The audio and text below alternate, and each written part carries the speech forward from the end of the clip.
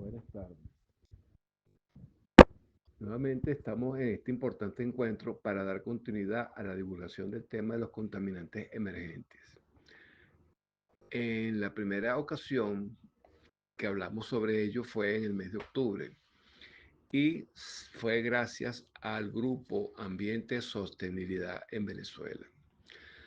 Para quienes no asistieron a la primera reunión, mi nombre es Ricardo Verdú, soy biólogo egresado de la Universidad Central de Venezuela. Mi desempeño profesional ha sido brindar asistencia técnica a empresas del sector manufacturero venezolano durante más de 25 años y he trabajado en todas las áreas de tratamiento de agua, tanto industriales, domésticas y potabilización. Es de particular interés divulgar la presencia de contaminantes orgánicos en el agua que por ser de reciente detección no están descritos aún en las normas oficiales, pero se ha demostrado su presencia en el agua potable subterránea y ríos en muchos países del mundo. Por ello, son un peligro para la salud de las personas y el ambiente, ya que existen evidencias que aún en muy pequeñas concentraciones afectan las funciones biológicas. En el primer encuentro que tuvimos en este foro, dimos las definiciones básicas de los contaminantes, su origen, su diseminación, la naturaleza química y peligrosidad, las referencias normativas e indicamos la clasificación de estos en familias según su naturaleza. Para ubicar a los participantes, el día de hoy recordaremos en la primera etapa algunos aspectos tratados en la primera reunión. En segundo lugar, señalaremos los problemas de orden práctico asociados a la gestión de estos contaminantes. En tercer lugar, trataré los aspectos normativos que impone la legislación venezolana actual, que es necesario recordar está en mora con este tema. Sin embargo, aún así es posible encontrar en ella alguna fortaleza, pero también mostraremos sus debilidades.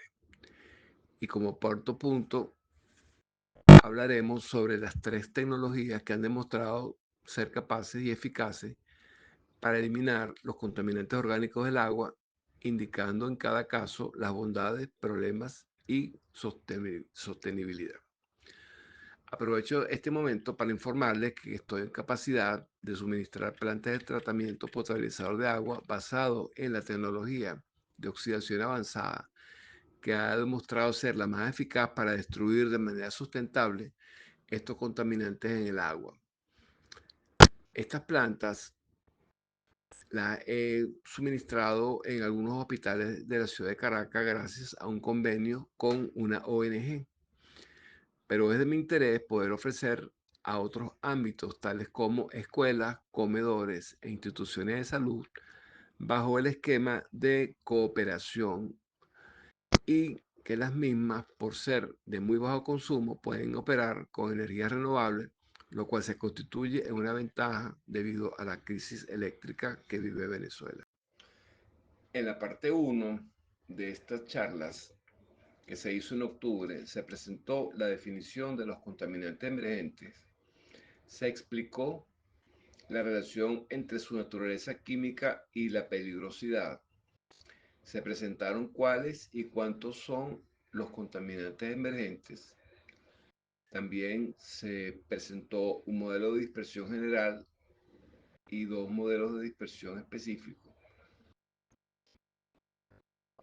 Se explicó cómo se estudian los contaminantes emergentes y se presentaron las referencias normativas locales e internacionales. Invito a revisar esta ponencia entrando al canal de YouTube del Grupo Ambiente y Sostenibilidad Venezuela. Para recordar, entre las características más determinantes de estos agentes está el hecho de que son difíciles de hacerlos reaccionar química o biológicamente para su destrucción. Y si reaccionan, se destruyen parcialmente, por lo que pueden formar derivados con actividades similares, conservando sus estructuras fundamentales. debido a su baja solubilidad, puede bioacumularse en los tejidos animales y en el ambiente.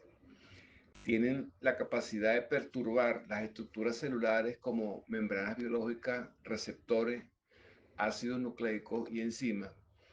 Finalmente, pueden generar sinergia y en algunos casos inhibir las funciones biológicas, incluyendo la función inmune.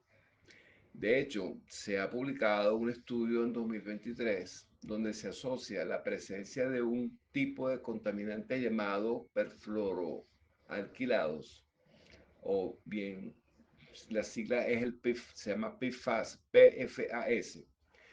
Bueno, estos compuestos están presentes en la sangre de la población en los Estados Unidos.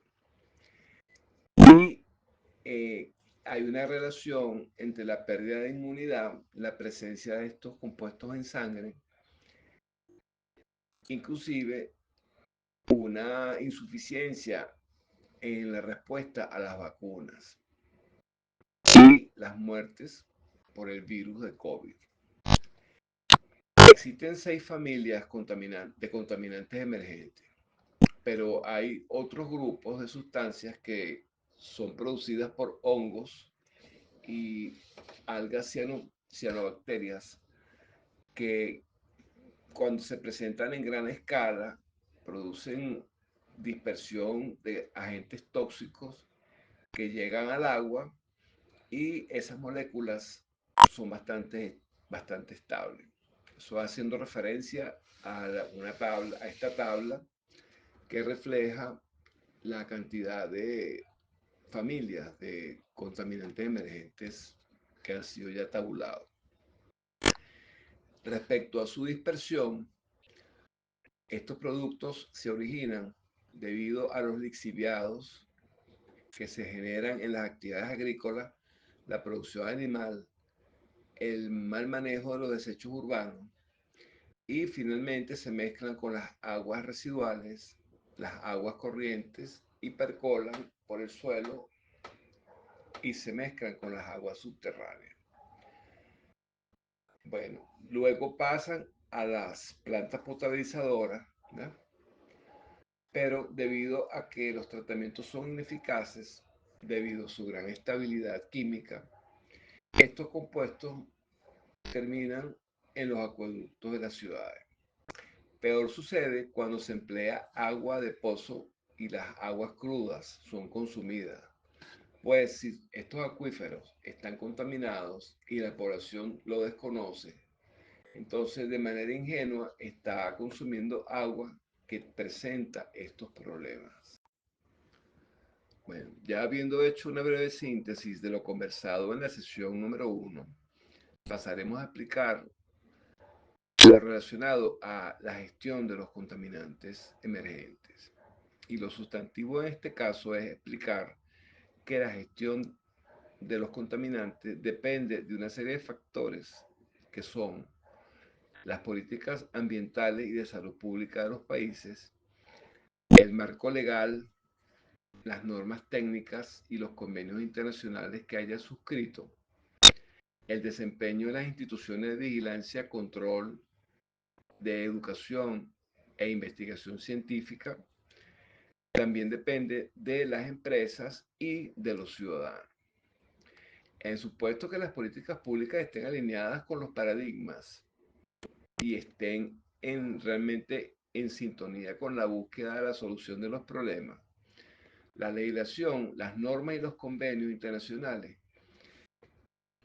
deben alinearse con estas políticas porque ellos determinan la actuación de las instituciones, los ciudadanos y las empresas. Y en un ambiente de libertades políticas y participación, los ciudadanos tienen un rol protagónico para estimular a que las instituciones, las empresas y los poderes públicos implementen las acciones necesarias para abordar la solución a estos problemas. Hay 3 clases de acciones que pueden identificarse para la gestión de los contaminantes. De hecho, Se habló de ello en la primera sesión, pero ahorita es necesario eh, extendernos. Bueno, la primera de ellas es la prospección de los productos contaminantes. Esa prospección son las acciones que corresponden a las partes interesadas que se deben apoyar en las instituciones de investigación científica para poder determinar la presencia de estos contaminantes en el ambiente, bien sea en aguas subterráneas, superficiales, aguas residuales, en los lixiviados de los vertederos, en zonas agrícolas e industriales.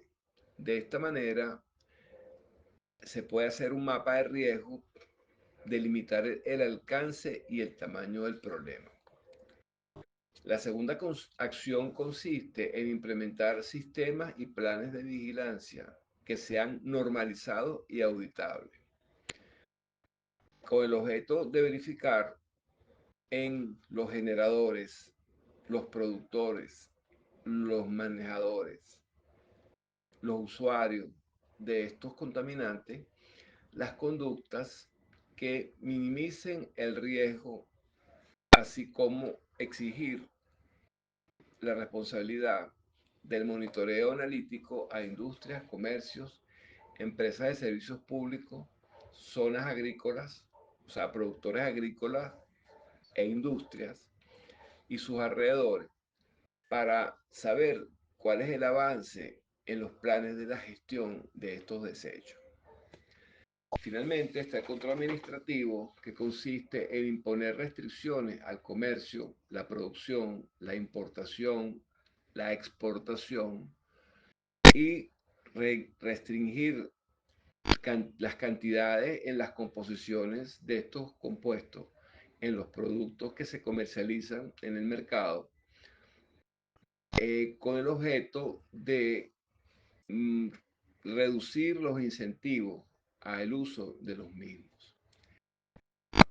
Es importante señalar que la inexistencia de normas y criterios normativos para hacer vigilancia, control, eh, son un aspecto, ¿no? Pero desde el punto de vista metodológico, estos agentes son difíciles de detectar y cuantificar debido a su diversidad, baja concentración, variabilidad temporal y espacial. Entonces, las técnicas que se emplean en los laboratorios son muy laboriosas, requieren que el personal, los equipos y la infraestructura estén especializadas. Y una vez que eso existe, ¿verdad? Esas dos condiciones, eh, como los efectos sobre la salud en las personas y el ambiente pueden ser variables, se complica el establecimiento de criterios de impacto y estándares de calidad de agua para estos agentes. Ahora conversaremos sobre las normas asociadas a la gestión de los contaminantes emergentes en Venezuela, que son las vinculadas con los materiales y desechos peligrosos. Es de hacer notar que estas normas no están enfocadas originalmente para vigilar y controlar la presencia de contaminantes emergentes, ya que las mismas tienen más de 25 años de haber sido promulgadas y en este problema se hizo patente, y este problema se hizo patente varios años después. Para empezar, podemos decir que la Ley de Materiales y Desechos Peligrosos regula la generación, uso, recolección, almacenamiento, transporte, tratamiento y disposición final de las sustancias, materiales y desechos peligrosos, con el fin de proteger la salud y el ambiente, pero especifica claramente que lo relativo al manejo, almacenamiento, transporte y registro eh, es remitido al decreto 2635, que es una norma técnica. Esa norma es la que vamos a trabajar más adelante, pero ahorita vamos a terminar de referirnos a la ley. Establece la ley que la falta de certeza científica no debe ser fundamento para postergar la adopción de medidas preventivas y correctivas que fueran necesarias para impedir el daño a la salud y al ambiente. Este es un aspecto bien resaltante porque no limita, ¿verdad?, a ciertas condiciones la adopción de medidas preventivas. Prohíbe todos los usos e importación y distribución de los productos químicos contaminantes que hayan sido catalogados como persistentes. Eso tiene que ver con algunos tratados como el de Estocolmo, que regula los compuestos químicos persistentes. Por otro lado, la ley establece que la lista de los productos químicos contaminantes persistentes será determinado por la reglamentación técnica, es decir, por el decreto 2635 y por los convenios internacionales que hayan sido ratificados por la República. Señala que las personas naturales o jurídicas que usen estos compuestos están obligadas a informar a las comunidades que pudiesen ser afectadas sobre el riesgo que implican dichas sustancias, materiales y sus desechos. Y finalmente establece que hasta que no se construyan las instalaciones para la disposición final de los desechos peligrosos, los generadores deberán almacenarlos en sus propias plantas en condiciones de seguridad bajo el control del Ministerio del Ambiente. Eso está muy bien, pero no se plantea la construcción de instalaciones para la destrucción de los desechos. Solamente se plantea, bueno, vamos a almacenarlo. ¿Ves? Estos desechos peligrosos acumulados se convierten en un peligro creciente ante la posibilidad de desastres naturales. Por su parte, el decreto 2635 sobre el control de la recuperación de materiales peligrosos y el manejo de desechos peligrosos establece que si se desconocen las características peligrosas de un material o desecho procedente de las actividades indicadas en el anexo A, que es una larga lista de actividades industriales, se debe considerar como peligroso a menos que se demuestre que no lo es, bien sea por análisis, literatura o mediante información derivada del proceso productivo. También se considera peligroso todo material que figure en el anexo B o contenga cualquiera de las sustancias indicadas en el anexo C en concentraciones iguales o superiores a 50 ppm o cualquiera de otras sustancias del mismo anexo en concentración igual o superior a 1000 ppm. A fines de control, el decreto 2635 establece tres tipos de generadores que son los grandes generadores, los pequeños y los eventuales. La diferencia entre ellos se basa en las cantidades de desechos generados al mes y al año, así como la frecuencia de generación y el origen de la generación en la industria, estableciendo que las actividades de mantenimiento y las contingencias corresponden a los generadores eventuales. También establece 5 clases de peligrosidad y esta depende del estado físico del material, si es inflamable, corrosivo, reactivo, soluble en agua, irritante, tóxico, persistente, explosivo o si es diseminable en forma de vapor. Estos criterios de peligrosidad no prevén aquellas sustancias que, como los contaminantes emergentes, se acumulan en los tejidos biológicos, interfieren sobre las actividades biológicas y aquellas que al degradarse parcialmente o al reaccionar con otros compuestos generan derivados aún más estables que pueden hacer sinergia en su función biológica. Estas cantidades son muy bajas a las indicadas en las definiciones de peligrosidad indicadas en el decreto 635. De esta manera, todos estos productos quedan fuera del ámbito de vigilancia. Respecto a la lista de familias de estos compuestos peligrosos, existen también vacíos.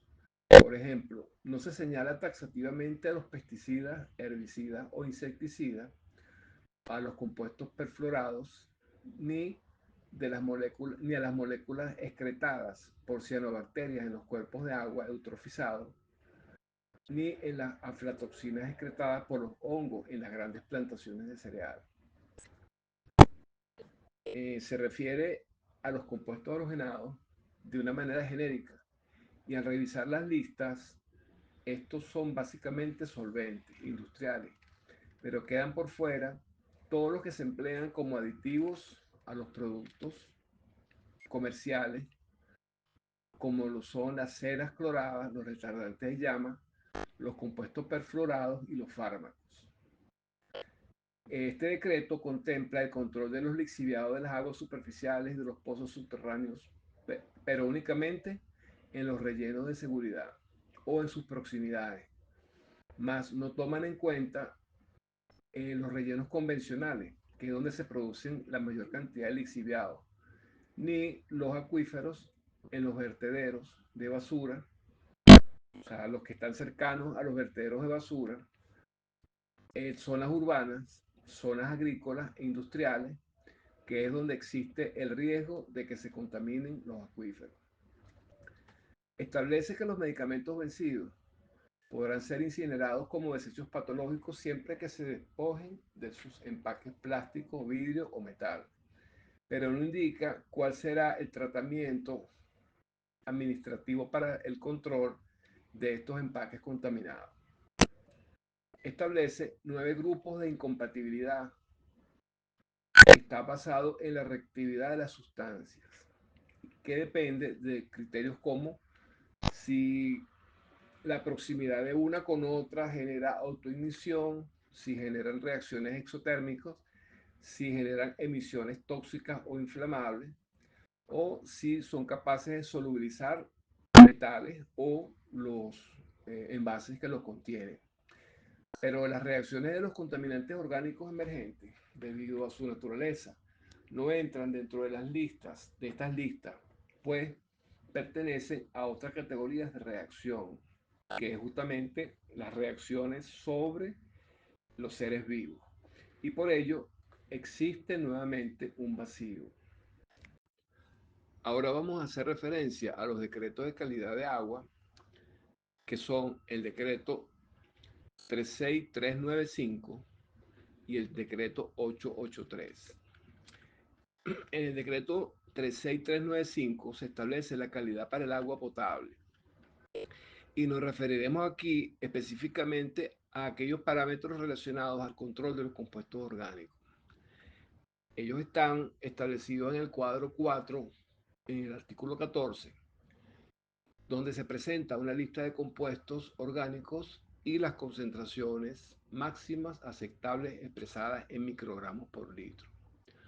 Aunque esta norma fue promulgada en febrero de 1998, podemos ver que la autoridad sanitaria tenía conciencia del problema que presentan los compuestos orgánicos asociados a solventes, a los pesticidas y a otros compuestos de uso agrícola. Sin embargo, para la fecha actual, en esta lista ya hay muchos de esos pesticidas que no se fabrican a nivel mundial desde hace décadas.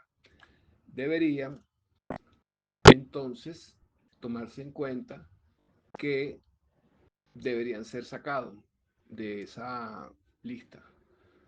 Y como tampoco se mencionan allí otros compuestos de origen industrial, ¿verdad? Pero que tienen que ver con los lixiviados de textiles, fármacos, plásticos, productos de consumo masivo. Entonces, esos sí deberían ser incorporados a las listas de control, pues, como ya hemos visto, en otros países se han encontrado este tipo de sustancias en las aguas potables. Para terminar el análisis de las normas de agua, diremos que el decreto 883, que fue promulgado en diciembre de 1995, establece que las normas de calidad de agua a nivel nacional, o sea, establece esas normas a nivel nacional para todos los tipos de agua. En ese sentido, ellos cubren o tratan de cubrir todos los espectros de las aguas que la vida cotidiana se emplea en un país. Entonces establecen 7 tipos de agua, que son las aguas tipo 1, son aquellas para el uso doméstico o industrial susceptibles a ser potabilizadas.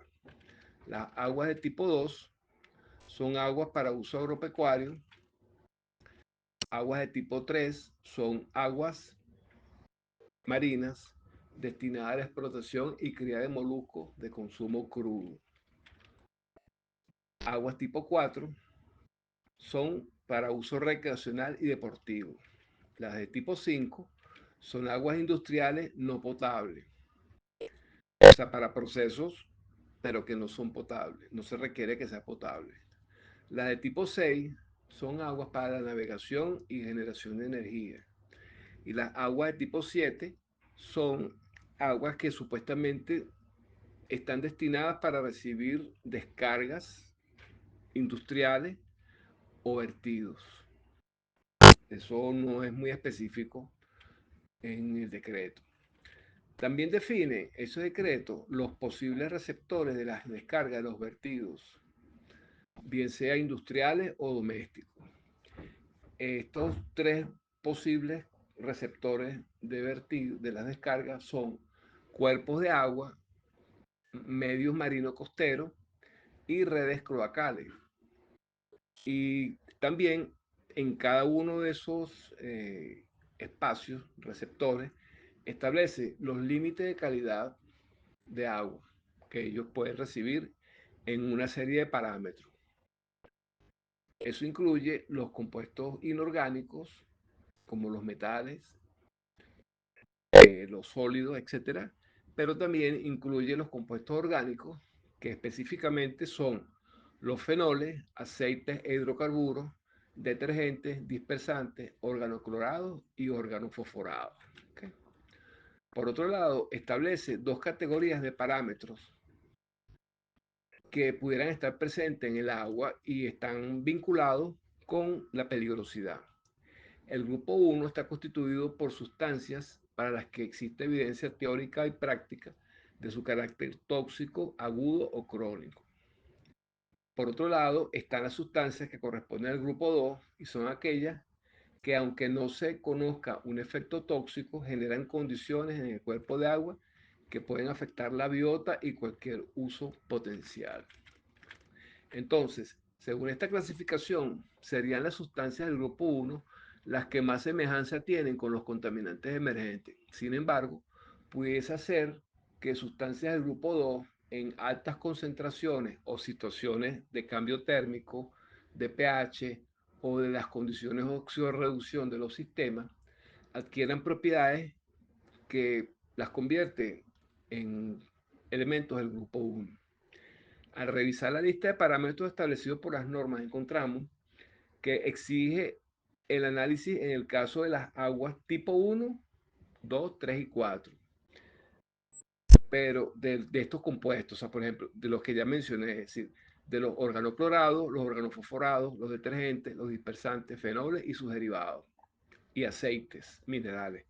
Mientras que para el agua 5, tipo 5, exige únicamente el análisis de los fenoles, pero para las aguas tipo 6 y 7 la norma no exige el análisis de ninguno de estos contaminantes. Es de hacer notar que no se incluyen en estas listas compuestos que contienen flúor o bromo, que presentan alguna familia de los contaminantes emergentes como los perfluorados o los retardantes de llama. También es notorio que las aguas subterráneas y acuíferos en general están excluidas en este decreto, por lo que la calidad de las mismas, entonces, de manera, o sea, por reducción al absurdo, quedarían sujetas a los niveles establecidos para los parámetros orgánicos de la lista 4 del artículo 14 del decreto 3695, que son las normas de potabilización, siempre y cuando el agua sea previsto para los usos del 1 al 4, o sea, para potabilización. Aunque la lista de los orgánicos establecidos en este decreto 3600, 36395, ¿okay? No incluye, por ejemplo, compuestos fosforados, y de los 21 compuestos que están en esa lista, Apenas dos son derivados de fenoles, dos poseen bromo, ¿verdad? Los aromáticos, aunque están presentes, no exigen sus análisis. Y tampoco en esta lista están los hidrocarburos.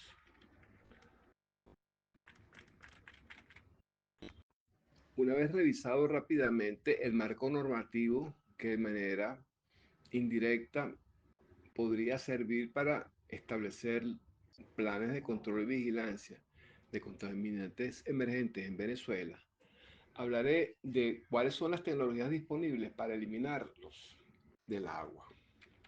Es necesario aclarar que los procesos de filtración simples por cualquier medio no son capaces de retener eficientemente los contaminantes emergentes presentes en el agua, a menos que estos sean insolubles y que formen gránulos con tamaño superior a los poros del filtro. Pero en general estos compuestos tienen una solubilidad parcial en el agua y por tanto atraviesan los poros de los medios filtrantes. Entonces, las tecnologías que han resultado ser eficaces para remover los contaminantes emergentes en el agua son: número uno, tecnologías de absorción o atrapamiento. Consiste en eliminar la molécula contaminante del torrente acuoso haciéndola pasar por una matriz porosa que dando incluida según su tamaño en los poros dentro del soporte. Es decir, ella no atraviesa el soporte como en la filtración, sino que ella se queda incluida dentro de los poros del soporte. Para ello requiere un tiempo de contacto entre la fase móvil, que es el agua, y la fase estacionaria, que es la matriz porosa. Pero cuando se saturan los poros de la fase estacionaria, entonces pierde eficiencia y debe ser sustituido. Por otra parte, y el problema es que el material saturado está altamente cargado de contaminantes y debe ser manejado entonces como un material peligroso. Sin embargo, como son cantidades relativamente pequeñas, según lo que está establecido en el decreto 2635, que regula las cantidades de material para ser considerado peligroso, entonces la persona, cumpliendo con la norma, los puede disponer. Sin embargo, como existen allí unas sustancias que son altamente peligrosas y tóxicas, aún en altas concentraciones, entonces, bueno, se genera el daño ambiental, pues. Entonces la gente los dispone como un desecho convencional.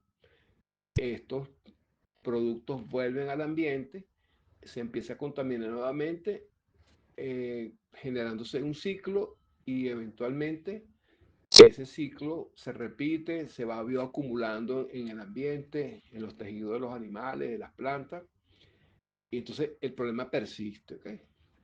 Entre estas técnicas podemos encontrar sistemas de filtración basados en carbón activado, KDF, arcillas expandidas o zeolitas. ¿Okay? Si llegaran a existir moléculas en el medio acuoso de tamaño similar a las de los contaminantes, entonces estas van a competir por los poros o las cargas del medio de absorción. Y esa competencia hace que esta técnica pierda eficiencia en la eliminación del contaminante. Okay. La segunda técnica que ha demostrado ser bastante útil para eliminar los contaminantes emergentes del agua son las tecnologías de retiro molecular o de separación molecular.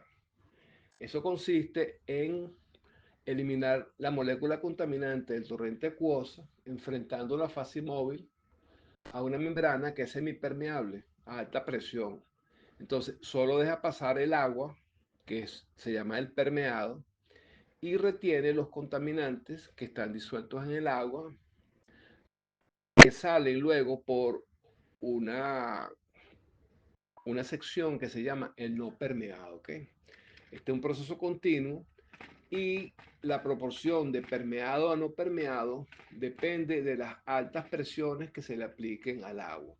Mientras las presiones son más altas, entonces el volumen del no permeado es menor, y cuando se aplican presiones bajas, durante el proceso, entonces hay una pérdida de agua importante.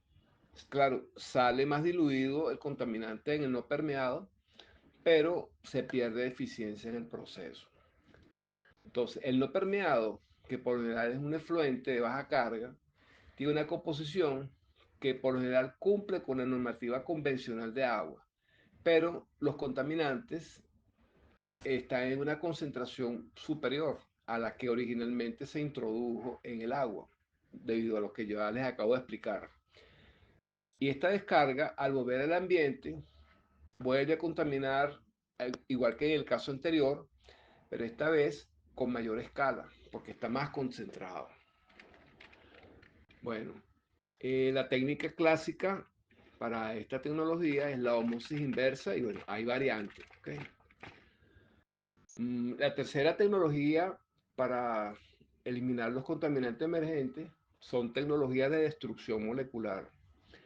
Estas tecnologías consisten en eliminar la molécula contaminante del torrente acuoso sometiéndola a reacciones de oxidación que transforma sus grupos funcionales o enlaces químicos en otros, ¿verdad? Que lo pueden ser más fáciles de remover, puede romperla en trozos más pequeños de distinta naturaleza y estas reacciones pueden ser de tipo iónico o mediante radicales libres. Bueno, les explico eso un poquito más adelante. Según el tiempo de la reacción, el contaminante puede llegar a degradarse formando CO2 o iones, ¿verdad? Pero la oxidación parcial permite tener moléculas que pueden ser retiradas por técnicas como coagulación, floculación, sedimentación y ser retenidas por técnicas de absorción molecular, que ya la señalé al principio, o también pueden ser sometidas a procesos de filtración una vez que se ha coagulado la molécula con los productos químicos correspondientes. Estas técnicas de oxidación avanzada además permiten desinfectar el agua de manera simultánea a la eliminación del contaminante. Permite eliminar olores, sabores y metales pesados. La técnica de destrucción molecular son más prometedoras, ¿verdad? Exactamente es la oxidación avanzada, pero de ella hay muchas variantes. En la lámina que está expuesta hay una tabla donde aparecen los distintos tipos de oxidación avanzada. Bueno, ahí no nos vamos a extender mucho. Esta técnica permite entonces, según su intensidad y tiempo de reacción, modificar los grupos funcionales que le confieren la actividad tóxica a la molécula, porque se oxidan, por ejemplo, si tiene grupos funcionales como alcoholes, los oxida aldehído, luego los aldehídos los convierte en ácidos carboxílicos. Entonces ya son moléculas de otras características. Pero también si la reacción avanza o dura más tiempo, puede fragmentar las moléculas, rompiendo, por ejemplo, anillos aromáticos o enlaces de carbono halógeno, por ejemplo, carbono cloro, carbono flúor, carbono yodo, carbono bromo, perturbando la integridad molecular. De esta forma, estas moléculas pierden su función biológica y con ello pierden la toxicidad. También se modifican las propiedades químicas como la solubilidad, su carga eléctrica, es decir, son iónicas, se convierten, por ejemplo, una molécula no polar se convierte en iónica. Ajá. Y si la reacción ocurre de una manera más prolongada, entonces estas moléculas se pueden transformar en dióxido de carbono. ¿Okay? En la oxidación avanzada, el objetivo es que las reacciones procedan por la vía radicales libres, porque las velocidades de reacción son miles de veces mayores que en las reacciones iónicas clásicas. Entonces, bueno, hay un estudio que está en una de las láminas donde se muestra evidencia que implementando las técnicas de oxidación avanzada sobre varios fármacos, estos pueden ser destruidos en cuestión de minutos, o sea, menos de 5 minutos. Pero existen más resultados en la literatura, sobre todo con pesticidas, toxinas de algas y hongos, algunas drogas, que ratifican que estas técnicas son bastante eficientes en el logro del objetivo de destrucción. Estas reacciones dependen de ciertas condiciones en el medio, como las temperaturas, el pH, la solubilidad y la geometría de los reactores. Desde 2018, en convenio con la ONG Healing Venezuela, hemos construido sistemas potabilizadores de agua en varios hospitales, 6 en total, un dispositivo para el control de desinfección de agua en tiempo real basado en autómatas de control redox y un dispositivo para la extracción automática de lodos del fondo de los tanques de almacenamiento. En el caso de las plantas de tratamiento, todas están basadas en el uso de la tecnología de oxidación avanzada y estas emplean luego filtración, absorción con carbono activado y luz ultravioleta. Esta experiencia nos ha permitido implementar soluciones robustas de bajo consumo, bajo mantenimiento, alta eficacia, pues cumplen con los parámetros establecidos en el decreto 36395 sobre calidad de agua potable. Analizado por un laboratorio de la Facultad de Ingeniería de la Universidad Central de Venezuela, dichas corridas de análisis, 9 en total, en 3 años han arrojado resultados que indican un 99% de efectividad en el cumplimiento de los parámetros establecidos en la auditoría. Nuestro reto ante el elevado costo que implica realizar el análisis de contaminantes emergentes y la ausencia de referencias normativas nos conlleva a continuar difundiendo esta temática y tratar de hacer convenios con laboratorios de investigación que tengan instrumental para poder efectuar de manera sistemática los estudios de comprobación de nuestra tecnología en varias clases de agua, tanto para estas plantas que ya hemos mencionado, como para sistemas que podamos construir en el futuro. Bien, agradezco su atención y quedo a su disposición para responder las preguntas.